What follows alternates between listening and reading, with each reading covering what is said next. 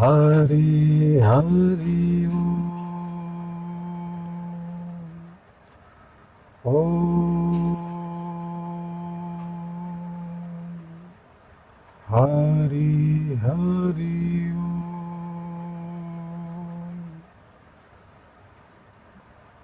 वासुदेव सुतं देवं कंसचाणूरमर्दनं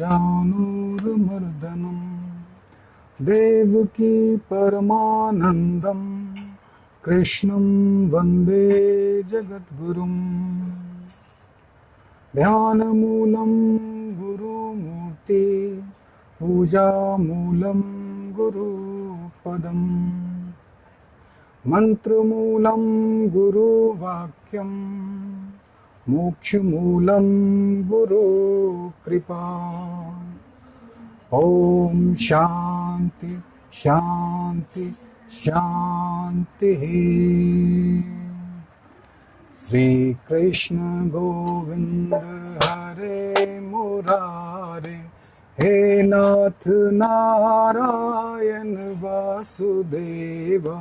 श्री कृष्ण गोविंद हरे मुरारे हे नाथ नारायण वासुदेव। राधे कृष्णा कृष्णा कृष्णा गोपाल कृष्णा कृष्णा कृष्णा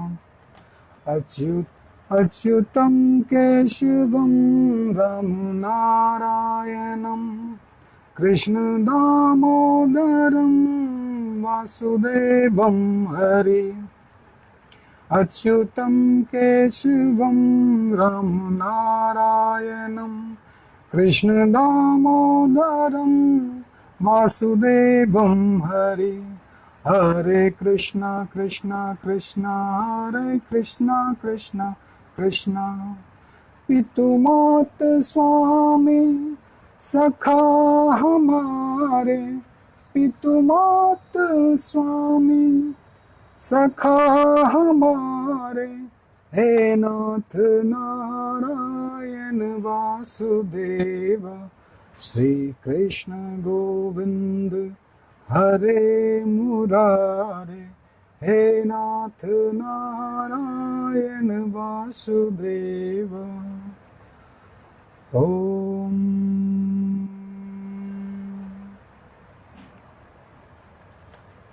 चलिए एक सत्संग की श्रृंखला को शुरू करें, गीता ज्ञान में प्रवेश करें। भगवान अर्जुन से क्या कह रहे हैं, रणभूमि में चलते हैं, उस जीवन संघर्ष में चलते हैं जिसमें हम सब फंसे हुए हैं। वो एक बड़ा महाभारत था, तो हमारे महाभारत भी उस बड़े महाभारत से थोड़ा सा भी कम नहीं है। हर किसी को अपनी परेशानी बड़ी ही नज़र आती है। भगवान कहते हैं न त्वेवाहं जातु नासं न त्वं नेमे जनाधिपः न चैव न भविष्यामः सर्वे व्यमतः परम। ऐसा कभी नहीं हुआ कि मैं न रहा हूँ या तुम न रहे हो, या ये जो समस्त राजा तुम देख रहे हो जो अस्त्र से सुसज्जित हैं, ये ऐसा कभी नहीं है कि ये भविष्य में भी नहीं रहेंगे। यहाँ कृष्ण मृत्यु को एक अलग ढंग से परिभाषित करते हैं।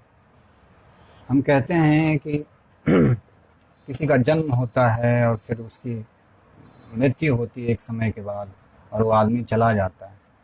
लेकिन वस्तुतः जन्म किसका होता है और मृत्यु किसकी होती है, ये समझने जैसा। एक बीज बोया हमने और वो बीज एक पौधा बना, पौधा फिर वृक्ष बना, और वृक्ष फिर उस पे फूल और फल प्रकट हुए। हमारा जीवन भी कुछ ऐसा ही है। वो फूल और फल फिर विनष्ट होकर फिर बीज की संभावना को लेकर चलता है। तो हम पूरे जीवन, हमारी जो पूरी जीवन यात्रा है वो बीज से वृक्ष की यात्रा है, और वृक्ष से पुनः बीज हो जाने की यात्रा है। तो मृत्यु व्यक्ति की होती है, आत्मा की मृत्यु नहीं होती। व्यक्ति मरता है, और व्यक्ति मरता तो पूरी तरह से वो मरता भी नहीं है। उसका जो सूक्ष्म शरीर है, उसके जो संस्कार हैं, उसके जो बेसिक गुण अवगुण हैं, उसके जो सोचने की शैली है, उसका जो व्यवहार है, जिस टाइप का वो व्यक्ति है, उस ढंग का शरीर उसका मृत्यु के बाद भी जीवित रहता है, जिसे हम सूक्ष्म शरीर कहते हैं। मन, बुद्धि, चित्त और अहंकार का जो सम्मिश्रण है, जैसे आपका मोबाइल है, अगर उसमें उसका ऑपरेटिंग सिस्टम खराब हो जाए, या कंप्यूटर है उसका ऑपरेटिंग सिस्टम खराब हो जाए, तो वो किसी काम का नहीं। तो ये सूक्ष्म शरीर जो है वो एक ऑपरेटिंग सिस्टम है आपके जीवन का। कैसे आप सोचते हैं, आपके कैसे संस्कार हैं, कैसी आपकी अपब्रिंगिंग है, इस पे निर्भर करता है कि आपका जीवन कितना गुणवत्तापूर्ण है या कितना बेकार है। ये जो सॉफ्टवेयर है हम सब के अंदर, जो संस्कार है, वही हमें जीवन के अलग अलग दिशाओं में ले जाता है। 3 भाई थे, रावण, विभीषण और कुंभकर्ण। तीनों के अलग अलग संस्कार थे।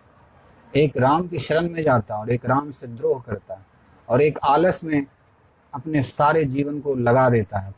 खाने पीने और सोने के अलावा उसके पास कोई कार्य नहीं। तो ये जो मृत्यु होती है, मृत्यु किसकी है? हम देखते हैं जीवन में बहुत सी चीज़ें प्रकट होती हैं और बहुत सी चीज़ें नष्ट हो जाते हैं। मृत्यु है आकार की, मृत्यु है भौतिकता की। वो जो उसका आकार है वो बदल जाता है, आकार जो है विनष्ट हो जाता है, लेकिन ऊर्जा विनष्ट नहीं होती। वो ऊर्जा किसी न किसी और रूप में रूपांतरित हो जाती है। मृत्यु का भी कुछ यही विज्ञान है। मृत्यु, व्यक्ति की मृत्यु होती है, लेकिन आत्मा की मृत्यु नहीं होती। तो भगवान कृष्ण कहते हैं कि तुम जो ये सोच रहे हो कि राजा लोग और मैं और तुम नहीं रहोगे, ये तुम्हारा भ्रम है, क्योंकि अस्तित्व का तो कोई नाश कर ही नहीं सकता, अस्तित्व को मिटा ही नहीं सकता। ये वैसा ही है कि तुम शीशे के एक ग्लास को फोड़ दो, फिर भी उसके जो कण हैं वो नष्ट नहीं होंगे, उसके परमाणु जो है नष्ट नहीं होंगे। कुछ ऐसा है जो नष्ट नहीं होता, हमें उसकी खोज करना है। कृष्ण उसकी बात कर रहे हैं। कृष्ण आकार की बात नहीं कर रहे हैं, कृष्ण शरीरों की बात नहीं कर रहे हैं, क्योंकि शरीर का तो नष्ट होना तय है। वो एक वस्तु की तरह है, उसकी एक उपयोगिता है, उस उपयोगिता के बाद उस वस्तु का अंत होना निश्चित है। भगवान कृष्ण कहते हैं कि ऐसा कभी नहीं था कि मैं नहीं था या तुम नहीं थे, ये अस्तित्व सदा से बरकरार रहा है। अस्तित्व को कोई नष्ट नहीं कर सकता। अगर नष्ट कर दे तो अस्तित्व है ही नहीं, जो है वो तो है ही, जो है वो आप कभी नष्ट नहीं कर सकते, वो नहीं है कभी नहीं हुआ जा सकता। देहिनान अस्मिन् यथा देहे कौमार्यं यौवनम जड़ा तथा देयांतर प्राप्तिस्तत्र तथा देयांतर प्राप्ति धीर तत्र न मुह्यति। जिस प्रकार देह की अलग अलग अवस्थाएं होती हैं, देह का जन्म होता है, वो एक बालक अवस्था में होता है, फिर वो युवा होता है, फिर वो वृद्ध होता है, और उसके बाद वो मृत्यु को प्राप्त होता है। वैसे ही जो ज्ञानी लोग हैं इस चीज़ को समझते हैं कि ये भौतिकता के नियम है, इस नियम से कोई पार नहीं पा सकता। इस शरीर को अक्षुण्ण रखने का जो हम लोग प्रयास करते हैं, इसीलिए तो इतने सारे क्रीम यूज किए जाते हैं कि हम गोरे दिखें, हम सदा जवान दिखें। लोग बहुत तरह का प्रयास करते हैं, प्लास्टिक सर्जरी करवाते हैं ताकि वो सुंदर दिखें। इस शरीर को ही ठीक करने की सारी व्यवस्थाएं हमारी मेडिकल साइंस ने डेवलप की। मन को ठीक करने की व्यवस्था आज के आधुनिक विज्ञान में नहीं है। हालांकि कुछ मनोशास्त्री हैं, मनोवैज्ञानिक हैं, मनोचिकित्सक भी हैं, लेकिन वो सिर्फ मन के निचले स्तर को ही संभाल पाते हैं। उच्च स्तर को संभालने की विद्या उनके पास नहीं है। वो विद्या आपको आत्मविद्या के रास्ते पे ही जाने पे प्राप्त होगी। कई अवस्थाएं जीवन में आती हैं। बाल्यावस्था आती है, और बचपन में हम समझते हैं कि बस बचपन के जो खिलौने हैं वही हमारे लिए महत्वपूर्ण है। जवानी आती है और हम समझते हैं जवानी के जो रिश्ते हैं वही महत्वपूर्ण है। समय के साथ आपके खिलौने, आपके संघर्ष, आपकी रुचि सब बदल जाती है, लेकिन वो आत्मा जो है वो कभी नष्ट नहीं होता। मात्रा स्पर्श तु कौन्तेय शीत उष्ण सुख दुख तदा आगम आपनीयः अनित्यः तान् तिक्षिस्व भारत। हे कुंती पुत्र, सुख दुख का क्षणिक उदय और कालक्रम में उसका अंतर्ध्यान होना, सर्दी और गर्मी की ऋतुओं के आने जाने के समय हे भरतवंशी वे इंद्रिय बोध से उत्पन्न होते हैं और मनुष्य को चाहिए कि अविचल भाव से उनको सहन करना सीखे। जीवन में सुख आता है, आप कोई बात आपकी इच्छा के अनुरूप हो जाता है। जीवन में दुख आता है, कोई बात ऐसी होती है जो आपकी इच्छा के अनुरूप नहीं होता। जीवन में कई तरह के उतार चढ़ाव आते हैं। कहते हैं कि जो ज्ञानी पुरुष हैं वो इन सब स्थितियों में अविचल होता है। ऐसा नहीं है कि उसे दुख नहीं होता, पीड़ा नहीं होती। कहते हैं रामकृष्ण परमहंस को कैंसर हो गया गले का और खाने में बड़ा कष्ट हो रहा था उनको, लेकिन फिर भी वो अंतर से, आंतरिक चेतना से अविचल थे। उनको बाहरी बीमारियों से उनका कोई लेना देना नहीं। लोग उनसे प्रार्थना करते थे कि ठाकुर अगर आप माँ से कहो तो आपका गला अपने आप ठीक हो जाएगा, लेकिन उन्होंने कहा कि नहीं, मुझे इस भौतिक शरीर से, मुझे इस खास शरीर से कोई लगाव नहीं। मैं करोड़ों कंठों से खा रहा हूँ। तुम क्या बात करते हो नरेन, मुझे इस भौतिकता में नहीं पड़ना। भौतिकता तो एक यंत्र है, यंत्र खराब हो जाए कोई यंत्र पे थोड़े रोता है, एक नया यंत्र लाता है। आपने टीवी खरीदा, 5 साल 10 साल उसकी एक वैलिडिटी है, उस वैलिडिटी के बाद आप उसको छोड़ देते हो, एक नई टीवी लेते हो। ये शरीर भी वैसा ही है। अगर शरीर आपके भोग के लिए है, योग के लिए पर्याप्त नहीं है, तो ये शरीर जीर्ण शीर्ण हो जाता है। एक न एक दिन आप उसको छोड़ना ही आपको पड़ता है। फिर आपकी इच्छाएं, आपके संस्कार, जो सूक्ष्म शरीर है जो नष्ट नहीं होता एक क्षण तक, जब तक उसमें इच्छाओं का प्रोग्राम है, वो प्रोग्रामिंग आपको फिर एक नए शरीर में भेजता है। आप देखते होंगे कि एक ही परिवार के कई बेटे हैं और सबका अलग अलग संस्कार है, अलग अलग सोच है। क्या वो सिर्फ परिवार से ही उनको मिलता है? नहीं, वो उनके पिछले जन्म का भी परिणाम है, पिछले जन्म के कृत्यों का परिणाम है। उनकी जो अपब्रिंगिंग रही है पिछले जन्म का, वो अभी उनके जीवन में दिख रहा है। कोई कलाकार पैदा होता है, कोई राजनीतिज्ञ पैदा होता है, कोई दुष्ट प्रवृत्ति का होता है। कारण क्या है? कारण है उसके पिछले जन्म की साधना। उसका सूक्ष्म शरीर ही अवतरित होता है, शरीर धारण करता है। आत्मा इस चीज को धारण नहीं करती, आत्मा इस चीज को नहीं लेती।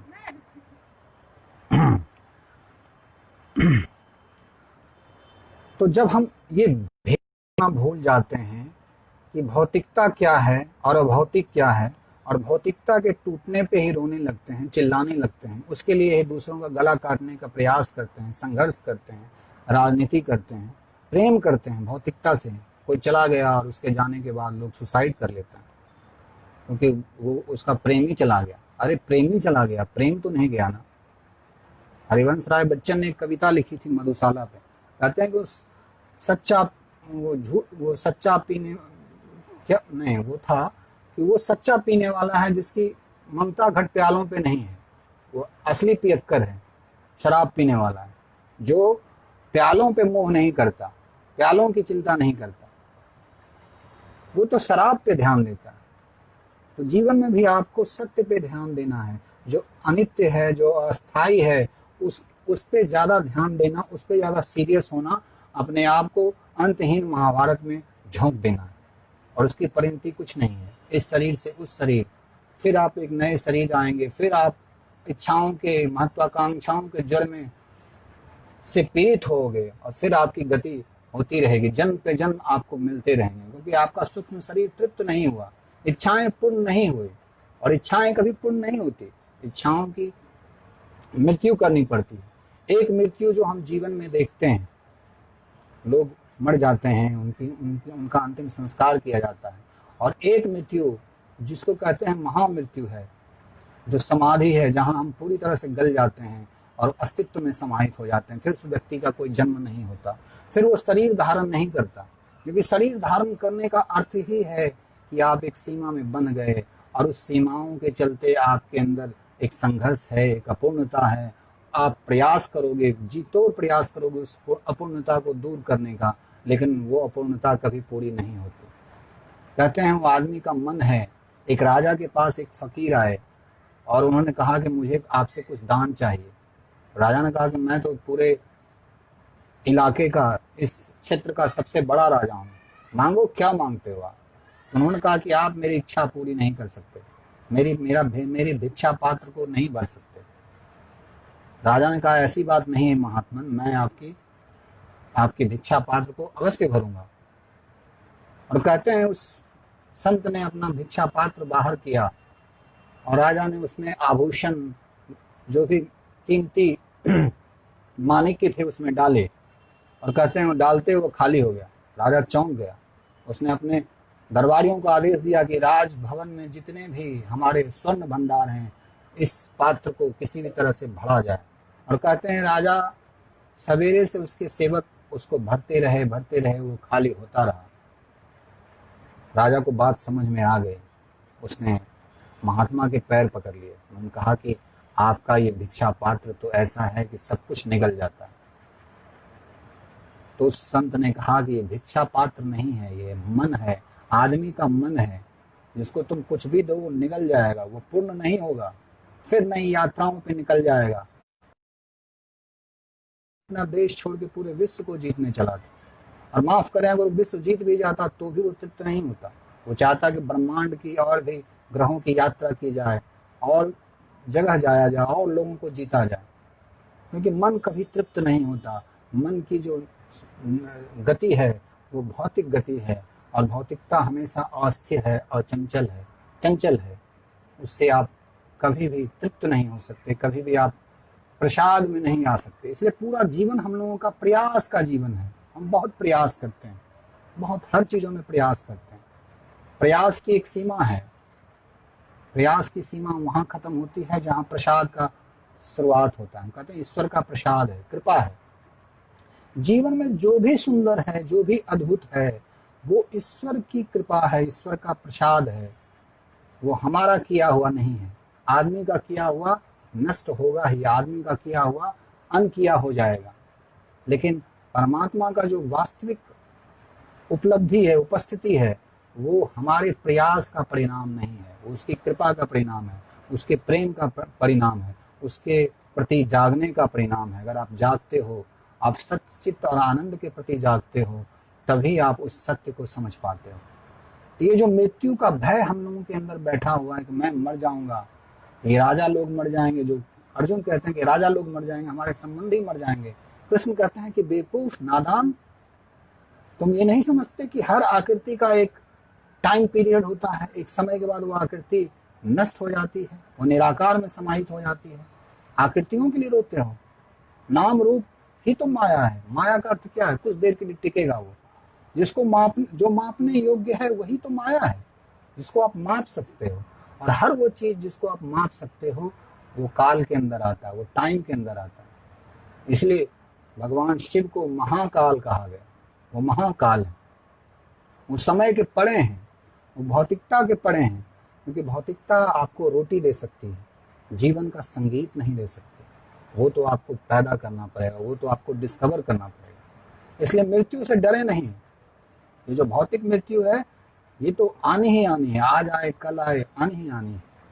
इसकी एक समय सीमा है। लेकिन हाँ, जब तक आप इस शरीर में हैं, इस शरीर को आप नौका की तरह इस्तेमाल कर सकते हैं, कमल की तरह इस्तेमाल कर सकते हैं। कीचड़ हैं सब जगह फैले हुए। हम शिकायत करते हैं कि दुनिया बदल गई, दुनिया स्वार्थी हो गई, मतलबी हो गई।